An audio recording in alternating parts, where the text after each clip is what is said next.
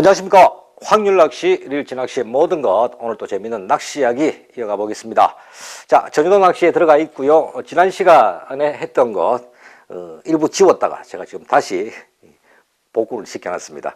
자, 반유동 낚시와 전유동 낚시에 대한 이야기를 했었죠. 반유동이 뭐 솔직히 말씀드리면 우리나라의 감성돔 낚시, 한국 환경에서의 감성돔 낚시에서 약 70% 이상을 차지하는 것이 사실이다. 자, 전유동을 할 줄 몰라서 반유동의 70%를 사용하는 게 아니고 한국처럼 뭐 10군데 내린다면 7, 8군데 포인트는 조류가 좌우로 흘러가는, 따라서 비슷한 수심대를 공략하는 감성돔 포인트가 많기 때문에 수심 편차를 어렵게 맞춰 나가는 전유동 낚시보다는 본인이 원하는 수심대를 맞춰놓고 그 수심대를 지속적으로 공략해 나갈 수 있는 반유동 채비가 그만큼 확률이 높은 것입니다. 하지만 이 전유동이 반유동에 비해서 확률은 30% 내외로 낮다고 하더라도 점차적으로 발밑에서부터 뻗어나가는 조류, 점점 깊은 곳을 공략하게 되는 수심대, 그리고 어느 정도 조류가 쫙쫙쫙 뻗어주는 이런 수심대는 대물의 확률도 높고 거기다가 마리수까지 연결되는 특급 좋은 포인트들이 많이 산지에 있기에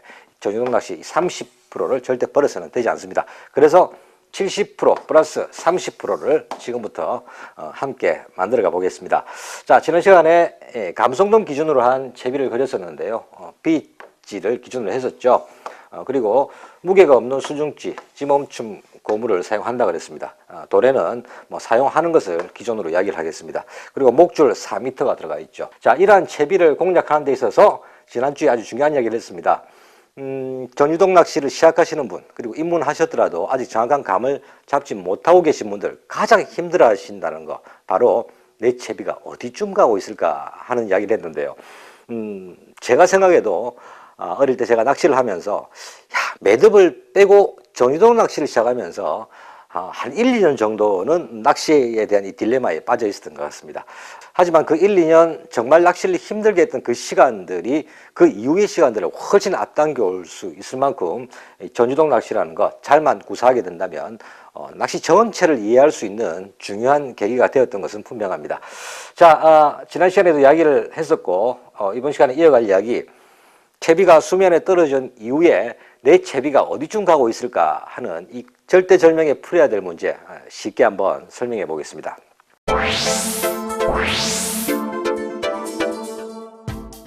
자, 우리가 감성돔 낚시에서 이런 전유동 채비를 쓰게 되는 포인트 환경, 한번 잘 머릿속으로 여러분들의 낚시를 생각해 보시면 작게는 약 3, 4m, 깊어봐야 10에서 12m 정도의 수심대일 겁니다, 아마.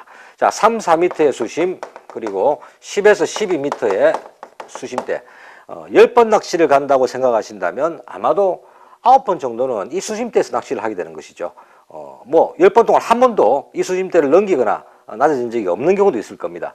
자, 이 수심대를 잘 보시면 제가 말씀드리는 내 채비가 지금 어디쯤 있겠구나 라고 하는 그 8분 능선을 넘기실 수가 있을 텐데요. 한번 그림으로 설명을 해보도록 하겠습니다. 자, 여기가 수면이고요. 여기가 바닥입니다. 자, 3, 4, 뭐 10에서 12 중간쯤 잡아볼까요? 한 6, 7m. 자, 6m 우선 가정해 보겠습니다.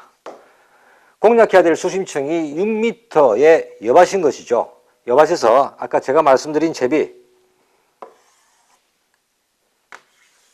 지와 수중지 바늘까지 연결됩니다. 자, 여기 도래가 되겠고요. 수면에 채비가 탁 떨어졌습니다. 이 찌는 B찌고 수중지 바로 밑에, 찌멈춘 고무 바로 밑에는 마이너스 B 봉돌이 달려있죠. 목줄은 끝에서 끝까지 목줄 4m가 들어가 있습니다. 뭐 제가 기본적으로 목줄 4m를 쓰기 때문에 4m 기준으로 말씀을 드리는데요. 뭐 조금 짧게 쓰셔도 상관은 없겠습니다. 자, 가을에 만나는 평균적인 수심 약 6m의 여밭에서 앞에서 설명드린 감성돔의 기준이 되는 B지, 그리고 찌멈춘 고무 바로 밑에 B봉돌을 하나 물렸고 도래와 목줄 4m가 연결되어 있는 채비가 수면에 탁 떨어진 것이죠. 자, 여기는 전유동 형태니까 아무것도 달려있지 않습니다. 자, 이 채비가 탁 떨어지고 서서히 B봉돌에 달린 이 찌멈춘 고무와 목줄 전체는 서서히 가라앉게 될 텐데요. 자, 이 찌멈춘 고무가 가을바다가 되면 1, 2m 정도는 보인단 말이죠. 1m, 2m만 들어가서 보이지 않으면 그때부터 답답해지는 겁니다. 자, 보이지 않고 곧바로 입질이 들어와 버리면 야, 내가 전유동 채비를 정말 잘하고 있구나. 역시 나는 전유동을 타고났어. 반유동보다 전유동이야. 이렇게 생각을 하실 텐데 말이죠. 그렇지가 않죠. 1시간, 2시간 지나면서 내 미채비는 보이지 않고 행여나 한참 채비가 잘 가고 있다고 생각했는데 그도들이 보면 바로 발밑에서 미끌림이 생겨 있습니다. 그런 경우를 한 2번 정도 맞게 되면 자신감은 급 하락하게 되면서 30분의 전유동을 포기하게 되는 것이죠. 여기서 가장 필요한 것은 바로 빨간 걸로 쓰겠습니다. 자신감입니다. 우리 낚시꾼들이, 우리 꾼들이 어려운 채비, 힘든 채비 운영을 극복하지 못하는 가장 큰 이유, 99%의 이유는 바로 자신감이죠. 입질이 없다고 해서 모든 것을 대상의 입질로만 확인하려 하니까 자신감이 떨어지는 겁니다. 자, 여러분들이 자신감을 가져도 되는 이유 한번 설명을 드려보겠습니다. 그림을 잘 보시기 바랍니다. 자, 찌는 빗질로서 수면에 떠 있는 찌죠. 채비에 닿자마자 찌멈춘 고무 바로 밑에 B봉돌을 물렸기 때문에 이 B봉돌의 무게로 채비는 서서히 내려가기 시작하는 겁니다. 자, 이 B봉돌이 눌러주면서, 이 무게로 눌러주면서 약 4m의 목줄과 바늘에 클이 달려 있으면 카본 목줄도 가라앉는 목줄이죠. 이 목줄 4m와 바늘이 내려가는 속도가 결코 느리지 않습니다. 자, 이 채비는 서서히 내려가기 시작할 겁니다. 자, 여기서 본인의 채비를 잘 생각하셔야 되는 것이죠. 제 목줄은 4m를 달아놨습니다. 4m. 4m면 채비 캐스팅 이후에 줄을 풀어주지 않고 찌멈춘 고무가 찌에 딱 붙어 있도록 안 내려가도록 잡고만 계신다 하더라도, 물론 같이 어느 정도 풀어줘야 되지만 풀어주지 않고 아예 딱 잡고만 있어서 찌에 붙어 있는 상황이라 하더라도 약 10초 후, 10초에서 15초 후 이 4m 목줄은 이렇게 내려오게 되죠. 일자로 쫙 펴지게 된단 말이죠. 자, 목줄을 4m를 줬다는 걸 잊지 마시기 바랍니다.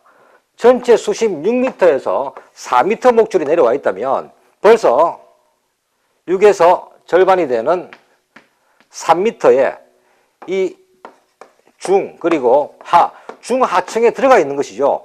감성돔이 여러 마리가 놀고 있었다면 감성돔이 입질층에 벌써 들어가 있는 것입니다. 감성돔은 바닥 어종이라고들 이야기를 합니다만 바닥 가까이 있는 감성돔들이, 자, 제 말을 머릿속으로 잘 그림을 그려보십시오. 미끼가 들어왔을 때, 시야에 미끼가 들어왔을 때 꼬리를 한 번만 탁 차더라도 2m 정도는 쉽게 싹 이동이 되는 것이죠.